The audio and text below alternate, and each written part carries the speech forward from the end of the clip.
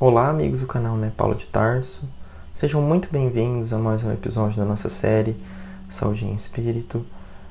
Que nosso amado, querido médico das almas, nosso Mestre Jesus, possa nos inspirar, nos intuir nas reflexões de hoje e sempre. Bom, fica agora o convite para a gente refletir junto na segunda parte, sobre a terapêutica do passe, sobre o passe, como que é, como que se dá, como que se desdobra e que tipo de reflexões a gente pode ter. É claro que o assunto é muito extenso, muito vasto, e fica aqui uma breve, uma singela reflexão para todos nós. Retomando o que foi falado no episódio anterior, na primeira parte, nós falamos um pouco sobre os fundamentos do passe, o que é, como funciona, de uma forma bem simplificada, o mecanismo, enfim. E encerramos a primeira parte falando o porquê que algumas pessoas não têm nenhum tipo de benefício do passe, da importância do estado íntimo, da prece, da confiança, para até mesmo que quando recebamos ajuda do alto, é importante mesmo fazermos a nossa parte no sentido de querermos essa ajuda, queremos essa cura. Então, desdobrando um pouco essa reflexão, será que quando nós estamos indo no centro espírita ou em qualquer outro tipo de centro religioso, estendendo um pouco a reflexão, o que nós queremos? Queremos realmente a cura? Será que queremos? Quando nós buscamos o passe espírita, será que nós realmente queremos ser curados? Aparentemente, essa pergunta é um pouco estranha, soa um pouco estranha, e me perdoe-me se eu estou sendo um pouco redundante, porque já falei isso em alguns outros episódios, mas essa simbologia é de muita relevância para nós, nessa reflexão. Da passagem do cego de Jericó, em que quando o cego se aproxima, Jesus pergunta: o que queres que eu faça? O que queres que te faça? E o cego responde: Senhor, que eu veja. Então é fundamental, aparentemente, todo mundo que busca a cura quer ser curado, mas isso não é bem o que acontece. Pode ser que de um ponto de vista exterior, a pessoa buscando uma ajuda, aquilo seja algo, aparentemente, algo que acontece, mas no íntimo, às vezes a pessoa não quer ser curada, ela não quer ser ajudada. Ela não está com uma predisposição, não está com a vontade para que aquilo ocorra. Então, isso é muito importante. Tentar dar um exemplo mais prático, um ponto de vista do cotidiano de nós. Uma pessoa vai ao médico, tem uma pessoa que trata do diabetes, e vai ao seu médico. O médico orienta da seguinte forma: combina, faz um plano terapêutico, um pacto com aquele paciente. Seria interessante, indicado, fazer determinada atividade física, mudar estilo de vida, ter uma alimentação melhor, tomar o remédio corretamente, seguir toda uma série de orientações para poder controlar o diabetes que está alto, que está descontrolado, para poder diminuir a glicemia, que a gente fala popularmente de açúcar no sangue. Passado 3 meses, esse paciente volta, não tomou o remédio de forma correta, não aderiu às atividades físicas, não mudou a alimentação, pelo contrário, piorou a alimentação, e aí os exames estão alterados novamente. Seria justo o paciente falar que a culpa é do médico? Que o médico não é bom o suficiente? Que ele não está resolvendo o meu problema? Isso acontece entre nós, Isso é muito comum de acontecer. A gente terceirizar a responsabilidade a outras pessoas. Então terceirizamos a responsabilidade ao médico, ao benfeitor espiritual, a Jesus, a Deus e assim vai.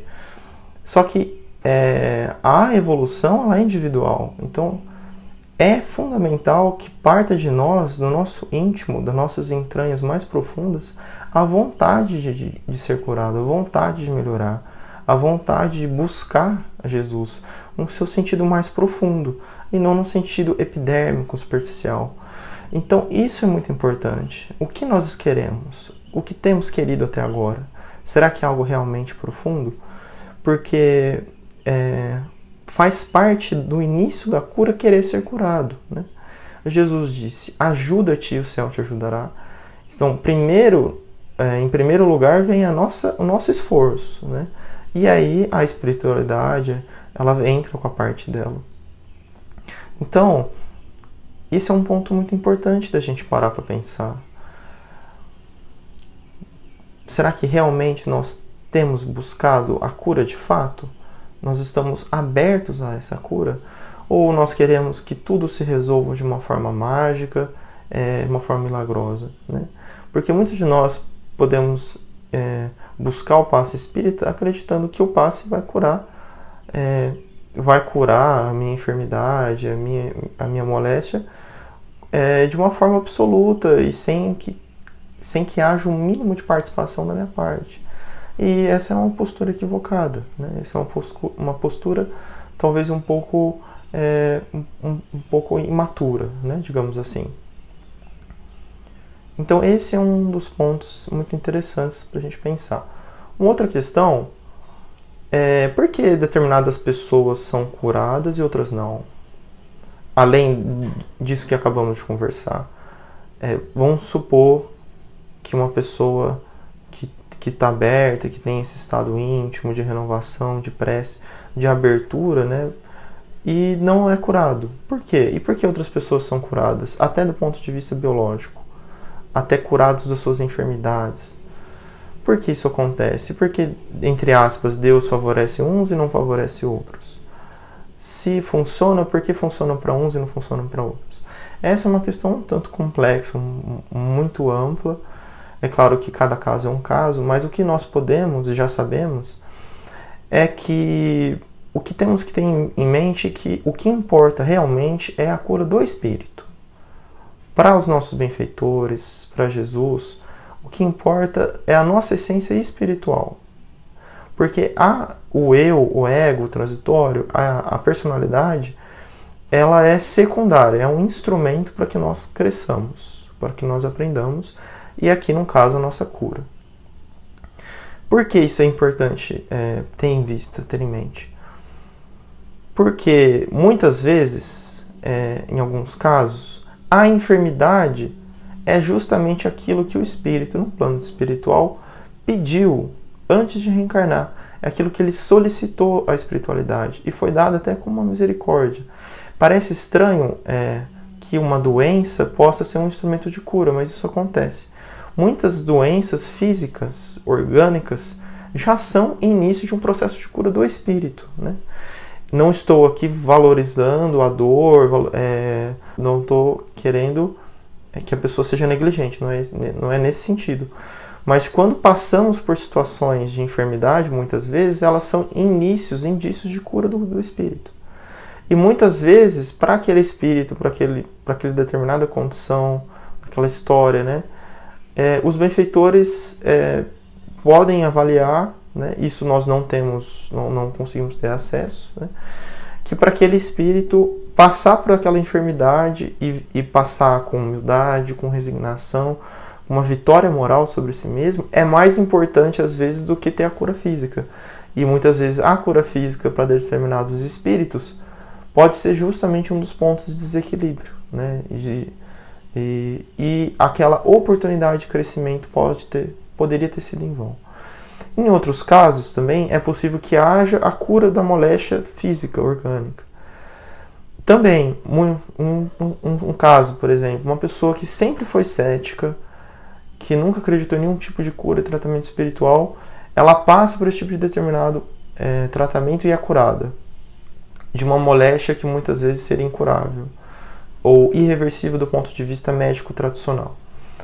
Aquilo, muitas vezes, a espiritualidade também utiliza para que aquela pessoa se desperte, para que aquela pessoa tenha uma oportunidade de se renovar, de mudar o seu ponto de vista, mudar o seu paradigma. Então é difícil a gente colocar como se tudo fosse a mesma coisa, né? Importante avaliar que cada caso é um caso e que nunca há desperdício, nunca há equívoco, Deus nunca age de uma forma que não seja proveitosa para nós. Esse é importante, porque muitas vezes nós não temos o alcance espiritual das coisas, mas elas existem, elas estão lá.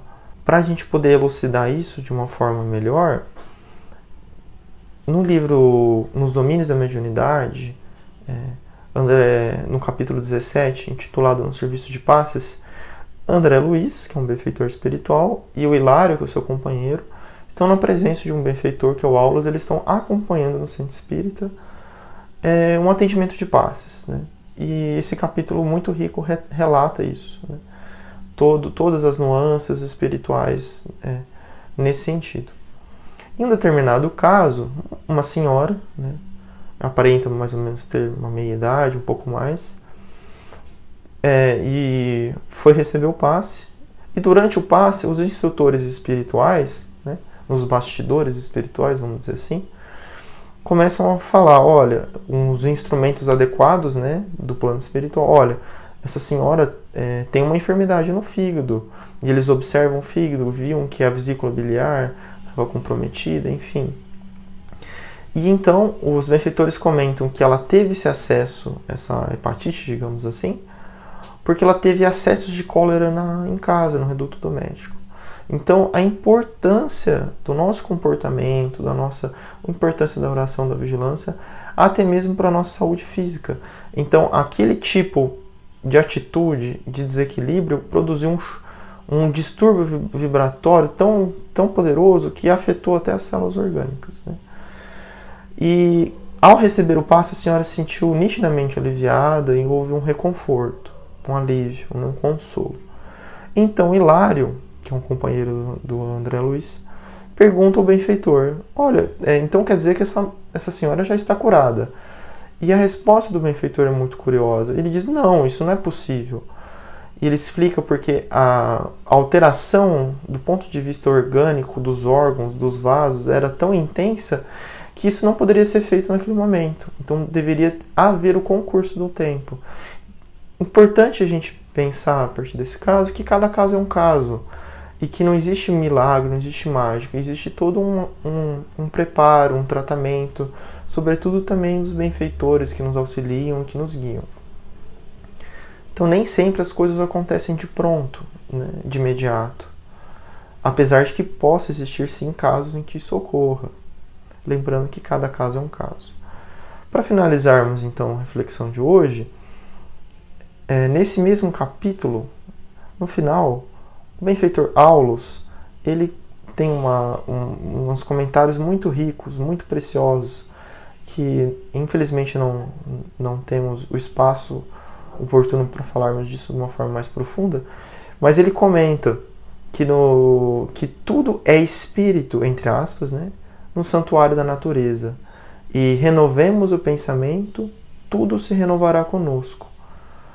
Olha que importante, que interessante esse conteúdo. Como nos dizer que a nossa vida orgânica, a nossa saúde orgânica, ela está intimamente relacionada com o espírito, porque é o espírito que determina o corpo, né? Que dá origem à vida no corpo, que anima o corpo. Então, em essência, né, na raiz, a questão é espírito, né? E se desdobra e se relaciona com o corpo, e não o oposto. Porque a nossa essência é espiritual. E o nosso corpo é apenas um templo, um instrumento da nossa evolução. E a importância do pensamento. Como já temos dito também em outros episódios, a importância do pensamento, tanto para evitar um desequilíbrio, às vezes um momento de vigilância, como acontece com todos nós, como aconteceu com essa senhora do exemplo do problema do fígado, que os benfeitores relataram, um problema de cólera, de acessos de cólera pode interferir na nossa saúde, até na saúde do corpo orgânico, na saúde do corpo somático, do corpo orgânico. E, pelo outro lado, se a partir disso compreendemos então a importância do pensamento, elevando o pensamento, buscando pensamentos mais nobres, leituras edificantes, sobretudo nos parâmetros do Evangelho, na moral do Cristo, que é o nosso modelo e guia, como também já falamos em outras vezes, né? Buscando isso, com certeza nós iremos nos melhorar, renovar. E isso também, numa perspectiva mais integral, vai contribuir para que tenhamos uma saúde espiritual integral, saúde integral mais completa, né? Mais ampla. Então a importância da vigilância, da oração, de uma leitura edificante, de servir no bem, de trabalhar, de estar sempre ocupando a mente e o coração com pensamentos, sentimentos elevados. Isso é fundamental em qualquer processo de cura, em qualquer processo terapêutico, independentemente da natureza, né? Porque sempre nos sentiremos melhores. Por mais que às vezes tenhamos que carregar os nossos fardos, seremos consolados. Isso é muito importante. E também Aulus comenta que o passe, ele auxilia o enfermo a ter forças mentais, espirituais, a se renovar. Porque realmente a verdadeira, a cura realmente no processo mais profundo vai se dar quando partir daquela pessoa que está buscando essa renovação, né, em termos mais profundos. Então, ficam aqui as reflexões, que o nosso amado Mestre Jesus possa abençoar todos vocês, todos nós, possa inspirar as nossas reflexões e meditações sempre. Fica um abraço no coração de cada um de vocês e até o próximo episódio. Fiquem com Deus. Até mais.